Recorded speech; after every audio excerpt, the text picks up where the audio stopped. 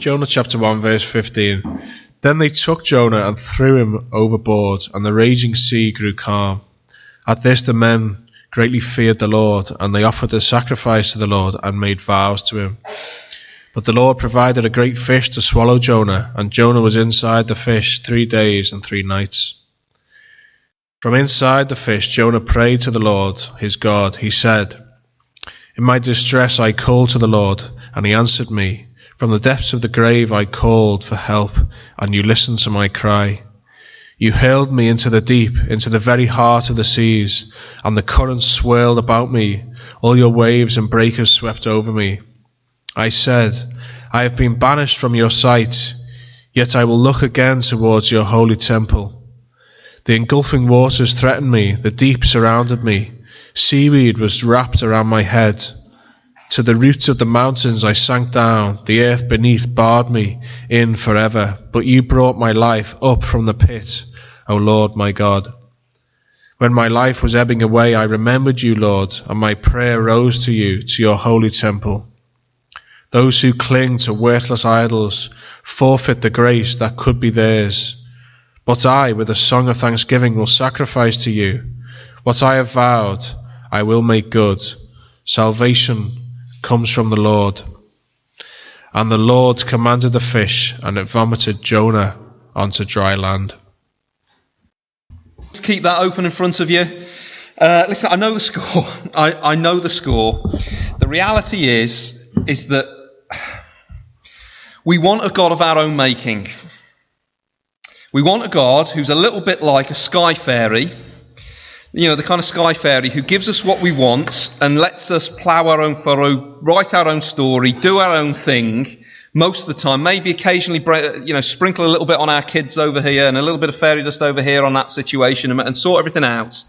But the second that we meet the true and living God, the God who is mighty, who is authoritative, the one who has a plan and a purpose, the one who wants to, more than anything, rescue us from ourselves and the consequences of our own choices, that's when it gets a little bit up close and personal. So I know what I'm up against here because I've got a resistant heart and you've got a resistant heart. But there is nothing we need more today. Can I repeat that? There is nothing anybody in this room needs more today than not just to know about the Lord, but to know the Lord. Do you know the difference? And I realise that maybe for some of us sitting in here today, we were starting even further back. Say, I haven't even got a clue who the Lord is. Can I tell you, you're in a brilliant place then? This little bit of the book of Jonah, I absolutely love it, and I wish I'd got 3 hours with you, and I know you wish you did. You're glad that I don't. I wish I had 3 hours with you, because we're just going to go on a journey of seeing who the Lord is so that we can know the Lord, or not just know about him, but know him personally. And the end point of this invitation is personal to you. So I want to dare you to do something right now. I want to dare you to join me in praying that if there is a Lord who can be known, that I wouldn't just know about him, that I would know him. Because that's what happened to Jonah. And he had to go into a very sticky place to get there. Are you going to join me in praying that now? Let's bow our heads. Heavenly Father, we dare to open our heart to the possibility that we can't just know about you, but can actually know you and what you're like. Would you help us, we pray? Because there's a real heavy investment in each one of our lives to be able to be Lord and God in our own life, ourselves. We want to run the show. We like to think we know best. We want a little bit of help, but we want to stay in charge. We pray that you would move us like you moved Jonah out of that. Would you move me, I pray? Would you help us to push deeply into who you are and experience your grace and mercy as a result? For we pray in Jesus' name. Amen. Brilliant. Do us a favour, would you grab a hold of your Bibles and open back up to that little bit in the book of Jonah while I pull my notes out, okay? And I'm going to be going quick, and it could be that you have questions along the way, some of which are going to get answered, some of which just aren't, and you'll have to speak to me afterwards or at another point, okay? So, Jonah is at a point of crisis, and it's not just Jonah. We started it last week, okay? It wasn't just Jonah, it's also the sailors. You know your life is hitting a problem when you're prepared to burn up your business. Did you hear what the sailors were doing in the midst of the storm? Verse 13 of chapter 1. Instead, the men did their best to row back to land because they're in this storm that has been sent by God to go after Jonah. But they could not, for the sea grew even wilder and wilder. It was like the Lord was sitting on high, the one who appoints a storm, and they see the storm, and rather than quickly capitulate, they start to row harder, and the Lord's there going, oh, goody, a race. This should be, they're nose in front, as if. So here they are with their puny little muscles trying to row away from God. And this is the thing that perhaps you haven't clicked onto yet. It is absolutely impossible to run away from God. You just can't do it. You can't do it. Many have tried it. It's not, and here's why. Maybe you haven't clicked onto this. God is like gravity. He is your environment. He is absolutely everywhere. You know, gravity is that thing that stops you floating off into space, whether you recognise it or not. Or when you try to fight against gravity, you go, oh, look, there's a nice bridge. I think I'll jump off. I don't want gravity to apply to me today. What happens when you jump off? Splat. Because gravity is an unescapable environment everywhere. And the Bible tells us that God is present absolutely everywhere. He is not contained. He doesn't occupy space. He is the centre of everywhere at every moment. He is centred everywhere and nowhere at the same time. He is perfectly present in every place, in every moment, in all of history, simultaneously. Go and think about that one. I'm so finite. I'm limited here and now. The Lord is equally present with me right this second as he was a second ago when I started that sentence. He is equally present with all my sins, failures and victories 5 years ago, right now, and it's all his right now. Go and think about that for a little while. How do you escape somebody who's like that? The answer is you cannot do it. And he does all of this, and he's present everywhere, not by multiplying himself or dividing himself, but simply by being completely awesome. And they think that a set of oars are going to fix that. Have you had that sense of the ultimate one bearing down upon you? Just like gravity. And here is the ultimate one. He is sovereign in every situation. You can keep no secret from him. He is simultaneously judging and blessing everybody all at the same time. Whereas we struggle to do one thing or another. We're like either here or here. He can do both things simultaneously without even missing a beat. He has never got into a sweat. He has never said, oops. He just does it. That is who he is. He is inescapable. You cannot run from him. But I bet you've tried, haven't you? Jonah is the character in the Bible who epitomises and sums up somebody who's trying to leg it from the Lord. And in some sense, let's just remember why Jonah's trying to do it. Jonah was being asked something that was, humanly speaking, very, very scary. Remember, the Lord had called Jonah to be his missionary to the Ninevite people, which was pretty much akin to sticking on... I'm trying to think of a good British example. Let's go with an American example. It's like sticking on an America First cap on your head, going into the middle of ISIS-dominated territory, singing the American national anthem and saying, go follow Jesus. Is that going to go well for you? And you need to remember that on top of that, the biggest obstacle in Jonah, we find by the end of the book, wasn't his fear of the call that he'd been given to go and stand and preach rescue to an enemy people. It was the fact that he hated them as well. And he felt superior to them. So instead, what he did was he went on the run. And here are the sailors caught up in it. Instead, the men did their very best to row back to land, but they could not, for the sea grew even more wild. Then they cried out to the Lord, "O Lord, please do not let us die for taking this man's life." What was it? There was something else I wanted to point out. Which verse is it where they're chucking all their stuff into the sea? Verse 5. Okay, all the sailors were afraid. They threw all the cargo into the sea. What's that telling us? That's way further back. That's telling us that you know you're in trouble when you're prepared to burn your own business to the ground. Their stuff, they know they're going to die. This is a thing all coming at them. Jonah says, chuck me in to appease God's wrath. This is all because of my sin, my rebellion, and my running away.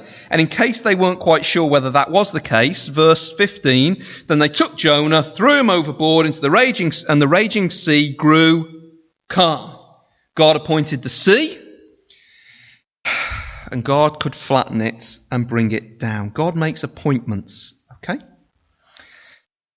God goes after people. But by the end of this story, we need to see that this wasn't merely a storm of wrath, it was a storm of grace. Do you know what grace is? I love this definition of grace. When an undeserving people receive from an unobligated giver an unbelievable gift. Can I say that again? When an undeserving people receive from an unobligated giver an unbelievable gift. And the result is always joy and praise. It's not a sense of entitlement or ownership. So when a sinful people or a sinful person like Jonah receive a gift from God, what is the gift that God is offering to Jonah? What has always been the gift that he has been offering to Jonah? God is offering the gift of himself. Can you think of a greater gift from God than God himself? A journey into knowing and walking with this God. And Jonah has been running away from it. So at this point, you couldn't blame God for just going, leave him to drown. Leave him in there. The sailors are relieved. They've got their peace. The Lord goes back and says, well, I'll write that off as a bad... Let's find somebody else who's better at it than doing it than Jonah. But that isn't what the Lord does. Look what the Lord does in verse 17. Jonah's in the sea. Can I just remind you that Jonah came from a desert people? They didn't have swimming pools. Jonah didn't have his 25-metre swimming badge. Okay? When Jonah goes into the Mediterranean, what's happening to Jonah? He's glugging to the bottom. He is that sort of, he's like a cat in water. It's only ending one place. Okay? So he's glugging down, but look what verse 17 says. Somebody read nice and loud for us, verse 17. Go on, don't be shy.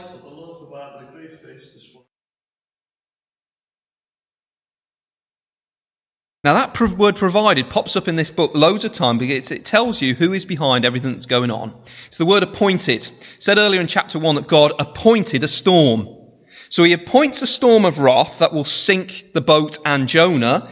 He deals with the storm and then he appoints a fish. And the fish is 1 point and 1 point only to bring Jonah to salvation. But we need to just camp on this word appointment here. Because in the Bible this comes up. And I just want you to get a bigger view of the Lord here.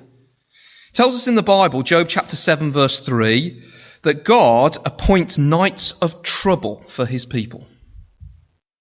Can you deal with a God like that? Maybe you've had your fair share of nights of trouble. Psalm 102 verse 13 tells us that seasons of compassion from the Lord are appointed to us. He is totally in charge of everything. I wonder whether you know his mercy, doing things like that. Ecclesiastes verse 3 tells us to everything an appointed time and season exists. And who appoints? The Lord does. Micah 6 verse 8 says, all our times are appointed. One thing that Jonah needed to stop fighting against was the fact that all of his circumstances were in the hands of the Lord. He wasn't a robot and he wasn't conditioned and he did have free will. He is a free moral agent, yet God still appoints. Do you get that? You are a free moral agent and can make meaningful and right choices, but you can never vex or outmaneuver the Lord. Does that bring you comfort and confidence? I hope so. Simultaneously, he doesn't have a problem with upholding the reality that all of your choices are meaningful, but not a single one has missed being embroidered into his plan and purpose to do good and to rescue those who he intends to rescue. In other words, you can't flummox his plans. He appoints a fish, and its appointment and its purpose is salvation. But what a salvation and a rescue plan that it is, because here's Jonah. He probably, with a grumpy heart, goes into the sea and says, finally, throw me overboard. They throw him overboard. Well, at least I'm going to die miserable. And the Lord said, I can sing with Frank Sinatra, I did it my way. But he doesn't even get his way. Because the Lord is performing a wonderful, wonderful salvation. He is utterly lost. He's going to experience a salvation, but it's not going to be pleasant for him. Now, I don't know whether... listen, let me deal with the whole fish thing, okay? Say, Steve, I'm not quite sure I believe this. It sounds like a bit of a fishy story to me. And I just want to tell you straight off the bat that this one is not even in my top 10 most difficult things to believe about the Lord. Okay, I'll tell you what one of my most difficult ones to believe about the Lord is. The first few words in the Bible. In the beginning, God. That's dead right, isn't it? Have you ever thought about how hard that is to believe? And in fact, if you believe that in the beginning God, the idea that God can sustain somebody's life in a fish is really not that difficult. Because if in the beginning God, he can certainly hold somebody's life together in a fish. He can do that if he wants. Or what about the ridiculousness of the claim of the Christian faith that God himself put on a skin and stepped into planet Earth at Christmas time? That the eternal God, who is everywhere present, always got contracted down to the size of a tiny little embryo in a woman's tummy. See, if I can believe that, the idea that Jonah can sort of come 3 days out of a fish, I don't have a problem with. The idea that God says, I will raise my son who was dead 3 days later, and that he will be raised up and ascend to glory and will reign over all peoples and all times everywhere. If I can believe that, can I believe that Jonah can get out of a fish? So I'll be honest with you. If I get God straight, the Jonah thing ain't a problem with, the fish thing ain't a problem for me. So I'm not going to get hung up on the fish. If the Lord wants to save Jonah out of a fish, if he wants to appoint a fish, and I love this because he just goes, fish, be hungry, fish, go there, fish, against your better instincts because of the sloppy smelliness of that character, swallow him. And the fish goes, yes, Lord. You see, the Lord can appoint a fish. But think about poor Jonah's situation, okay? Anybody here a germaphobe? Okay? Anybody, don't like your germs? Okay? Anybody, when they're in the Asda or the Morrisons and they see the fish counter and they walk by and they go, I don't even want to look at that, let alone touch it. It stinks, doesn't it? How about be in it? How would you feel about that? Would you be getting out your alcoholic gel rub? Of course you would. Anybody here a little bit scared of the dark? I know some people in our family are. Were you the kid who always had to turn the light on before you went upstairs? Scared of the dark because the monsters live there? That's where Jonah was. Anybody here scared of being immobilized? A little bit claustrophobic. The idea of somebody tying you up to the point where you're entangled, chapter 2, and cannot move. It's debilitating for you. You'd start to scream and shout and yell, let me out, even though there's no way to move. I tell you that some people have that experience in their life. Sometimes it comes through age and your body just won't do what it is and you suddenly feel less able to protect yourself. And it's a scary thing. Some of you, when you've either been ill or if you moved on in age, you don't want to go out in the evening and people are like, why not? And they don't understand that part of that reason is because you don't feel as capable of looking after yourself, and it's a horrible, scary place. It's like being immobilized. I remember one of the most moving days of last year for me was sitting and hearing the testimony of somebody called Joni Eriksson-Tada, who was a quadriplegic. She had virtually no control over her limbs whatsoever. Imagine that is your reality. You are totally at the mercy of other people. Jonah was immobilized in the belly of a fish. Anybody here got a fear of drowning? Remember, Jonah couldn't swim. And he's in the belly of a fish. He is utterly lost. He is utterly unable. There's no SOS. He can't phone a friend. He is totally stuck.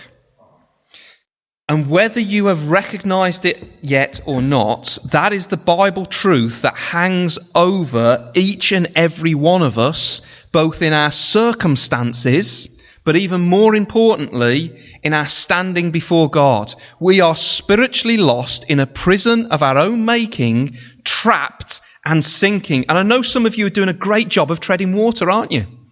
In fact, our whole culture builds itself to try to tread water against the impending doom that we cannot escape, called this thing called death. So we go to the gym, or we try to eat healthy and like couscous. I mean, who'd eat couscous unless they had to? But it's like treading water.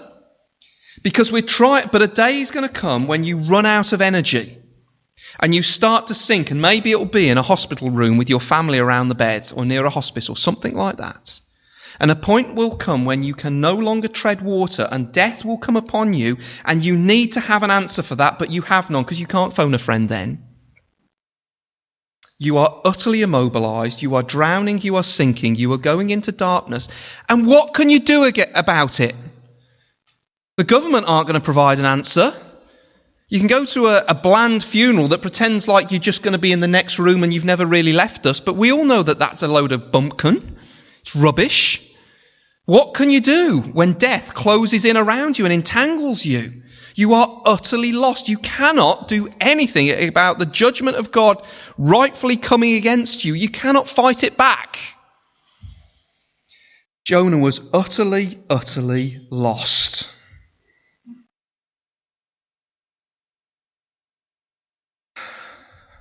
But who was it who appointed the fish? The one who we've battled against sends a rescue mission. He sends the fish. The one we battle against sends the Lord Jesus Christ, his Son, into a world to say, come and seek refuge and rescue in me. And it might not be comfortable along the way, because you are so determined on your run that I'm going to have to grapple you into immobility, into a dark place, through a storm, so that you will wake up from your stubbornness and receive this rescue that I am sending. And some of you are sitting there going, you've been a bit harsh with old Jonah, haven't you? And part of the problem is we don't understand what would have been Jonah's destiny if the Lord hadn't taken him into a storm. Have you thought about that for a second? Can you imagine? Let's just use a bit of sanctified imagination here. Imagine that you bump into Jonah 10 years after this event, and the Lord hadn't appointed the storm and the fish. He's managed to make it all the way over to, where was it he was heading for? Was it Tarshish? Via Joppa? And he'd sort of been embittered the whole way across. He'd gone on his sea journey and he's like, well, I'm not really that interested in my upbringing anymore. I'm not very impressed with this whole thing. My mum and dad taught me about God's grace, but I don't really need it. Why didn't God just leave me alone? You know, I could have just done my own thing. And because he's a little bit embittered on the inside, he ends up with a bit of a lame job, probably somewhere near the docks. I don't know, he's like a seashell collector or playing with barnacles or boats or something like that. And you bump into him and you say, hey Jonah, how's your life at the moment? And he's like, oh, I'm doing all right, as he plays with his little barnacles. Weren't you like the prophet of God who was on mission to the nations for God to save and rescue even the most unlikely people? Yeah, I know I was. And well, that was a season in my life and I was interested in God for a bit. But to be honest with you, that's not the real me right now. I feel like I'm a bit more authentic, just doing my own thing. And I'm sort of glad of that, but I had to grow out of it. I've moved beyond it just a little bit. I feel like I've got my life a little bit more under control. I've got my boats now and I've got my barnacles. And you sit there and go, Jonah! You were making a difference into eternity and you knew that you'd been saved and rescued by a loving God and you were going to be with him forever. And you want your boats and your barnacles. Are you nuts? Perhaps you've got friends like that. We certainly know people in our church family, don't we, who, and I hope you pray for them. 1 minute have seemed really keen for the cause of the kingdom and now they're playing with their boats and their barnacles. Don't be that person. Pray, Lord, keep me. Don't go there. Say, Lord, keep a hold of me. And there was Jonah just sitting in a puddle of his own bitterness, life passing him by, angry and annoyed. And this whole thing here is to show us that it is better to be in the belly of a fish with the Lord than it is to be anywhere else without him. It is better to be in a hospital bed, unemployed, feeling lonely, plans not going to pass, because sometimes all those things are things that the Lord appoints into our life for a season, so that we will realise that if we have him, we have everything. And if we don't have him, we have just a load of toys to keep us going until we die. We need the Lord. And so he's in a bit of a sticky place. And where does the turning point come? Look at chapter 2, verse 1. Look at chapter 2, verse 1. From inside the fish, Jonah prayed to the Lord his God. He said, "In my distress I called to the Lord, and he answered me." Isn't that amazing? And it wasn't an answer of, "Oh yeah, finally now you want to come back, now you got no choice." You see, so often we think that that is what God is like. We sort of bring him down to our size. "Oh, you want to come waltzing back now, do you? Finally." No, the Lord says, "Finally! Good! This is what I've wanted all along.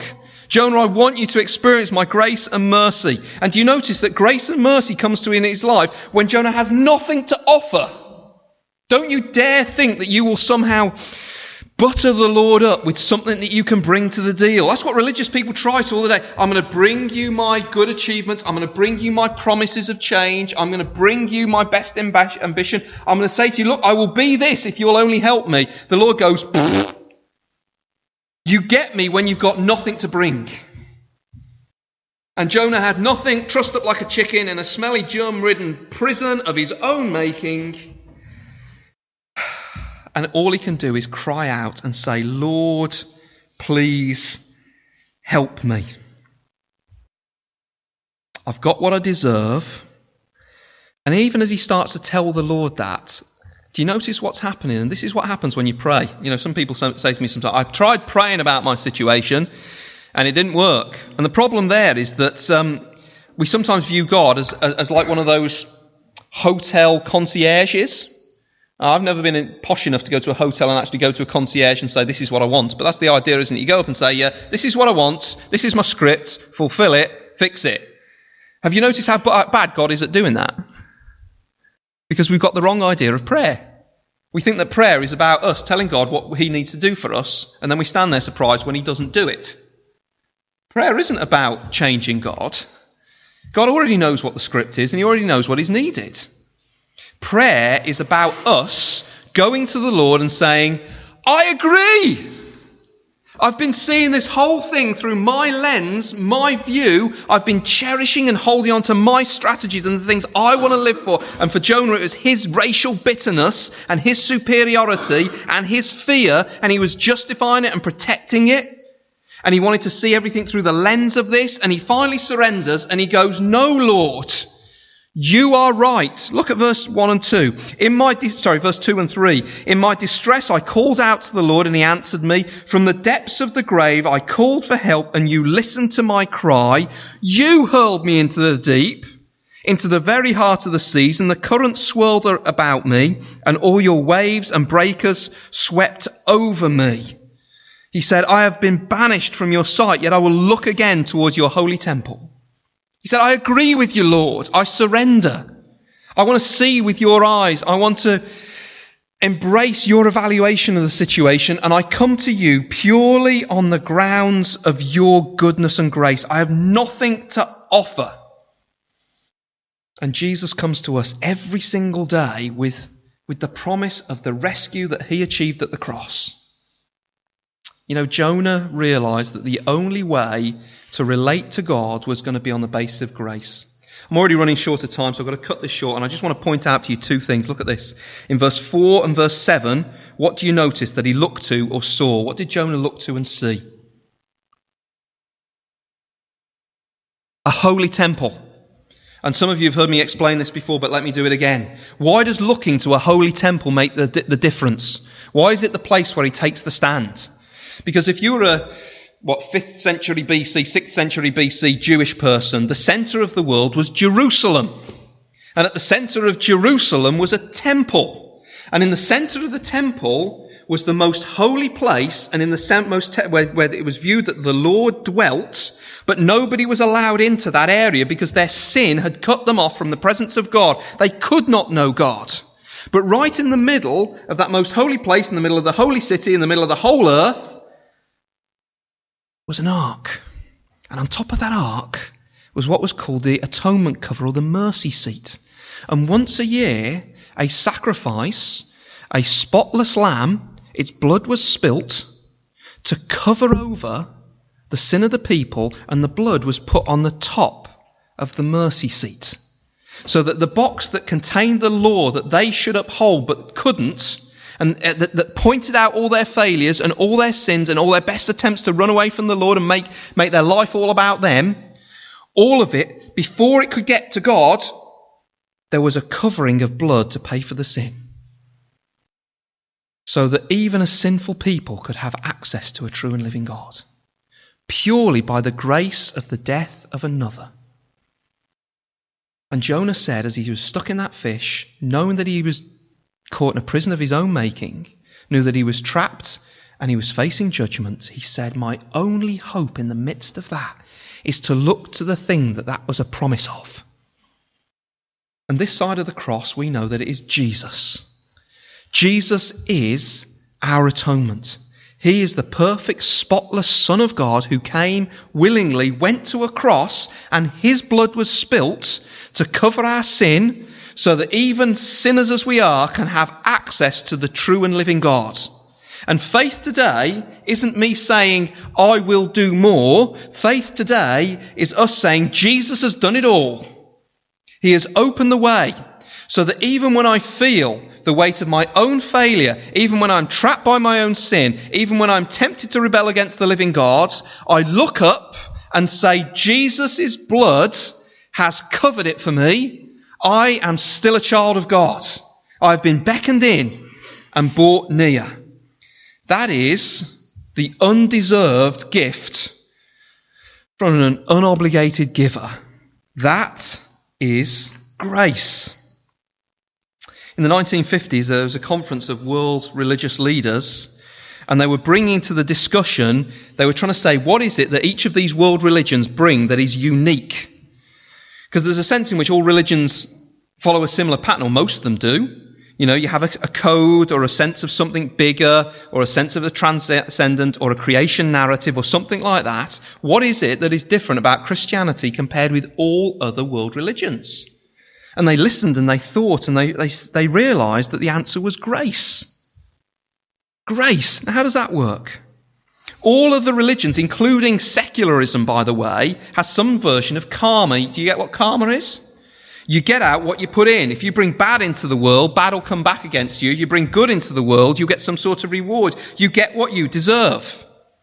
Now, maybe that appeals to you at the moment because you're perhaps doing really well. So you think, oh, that's a good idea.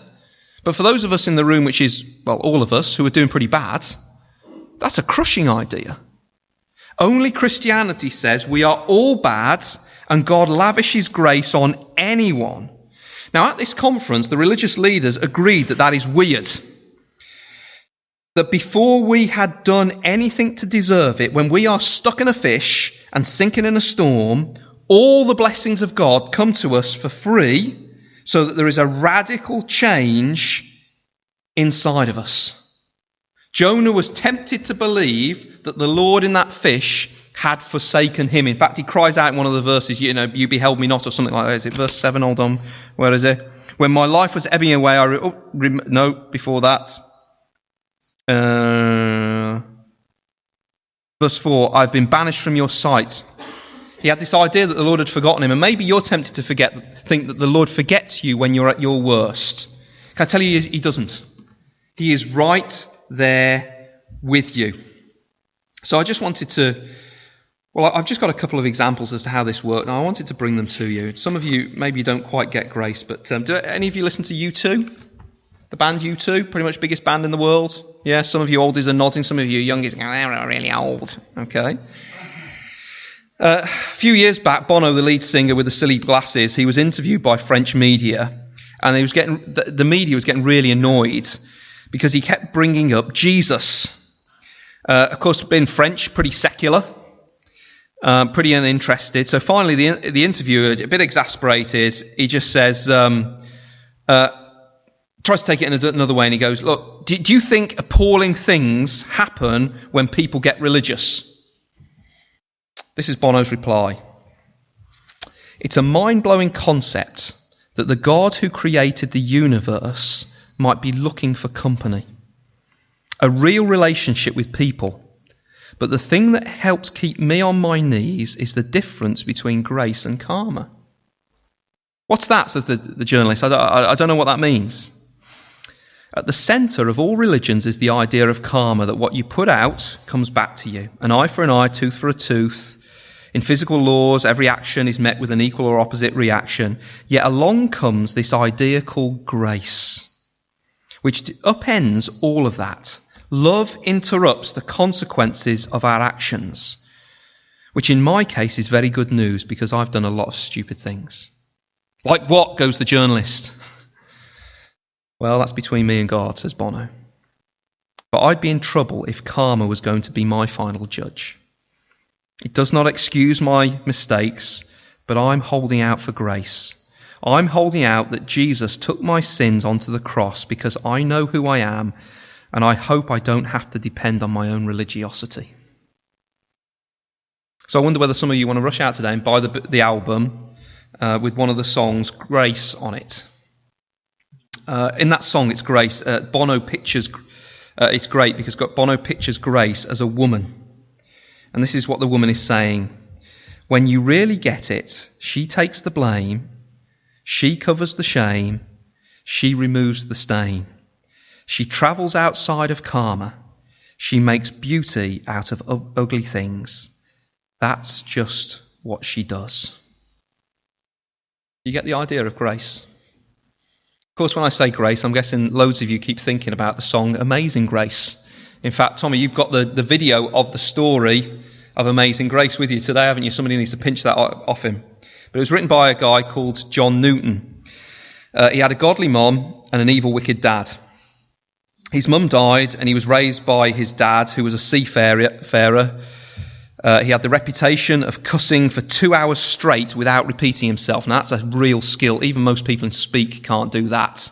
Sooner or later the word la will come back into it, won't it? But he could cuss repeatedly without repeating himself for 2 hours solid.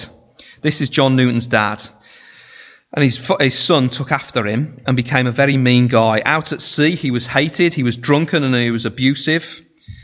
He was so bad that his seafaring fellows left him on the coast of Africa, and he got kidnapped and chained by the indigenous people of Africa. He was beaten and he was whipped and treated as the lowest of the low by his African taskmasters.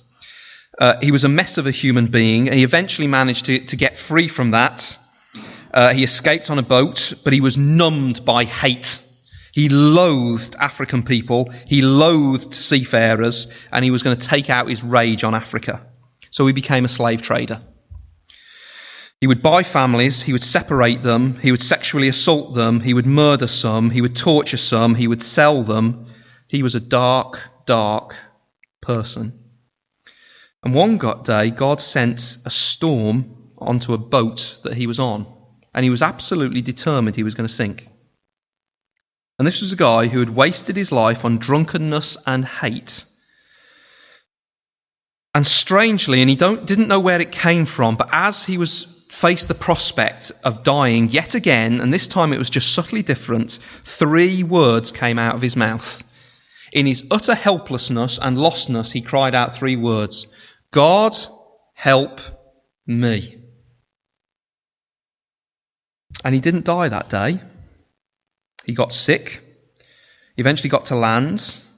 He ended up back in London, still very ill, and he stumbled into a place in London, and men found him who told him about Jesus. And he became a forgiven man. He realised about God's grace. Now, John Newton is famous in history for 3 reasons. Number 1, for the song Amazing Grace. You know the words? You remember the first verse? Amazing grace, How sweet the sound that saved a wretch like me. I once was, and now was blind, but now I. He was known as an abolitionist, which isn't a swear word. He joined with William Wilberforce and others to see that the slave trade got overthrown. And the third thing that he's known for in history is the amazing grace that he would show with gentleness to the worst of sinners. Because he knew that all of his standing was by the sheer grace of the living God. He was changed by the grace of God. And when you taste the grace of God,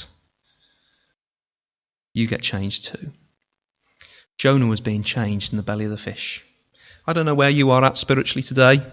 I don't know whether Jesus is part of your story or not, or what place he's got. I don't know whether he's having to wrestle you to the ground at the moment because you seem to be utterly wed to a runaway pattern. In verse 9 it tells us that those who cling to worthless idols, i.e. the own things they say they have to have or the way it's got to be, they forfeit the grace that could be theirs. Please don't leave this room forfeiting grace, surrendering it up for nothing that can keep you. Run to the one who holds your very life in his hands, who rescues lost people and does it through his Son. Grace isn't cheap. It costs you nothing, but it cost him everything. The Son of God dying for people like you and me. My daughters hate spiders. We see a spider in our house, and the instinct of our girls is to stomp on it because it's an evil, horrible creature. It is utterly unthinkable that Bethany, Becky or Amy wouldn't just want to make a spider their friend, but would want to become a spider and suffer so that that spider could have a better future. To a bunch of spiders in this room, the Lord says, I love you. I paid on the nail. Receive my grace. Don't forfeit it. Receive it. Let's stand and sing.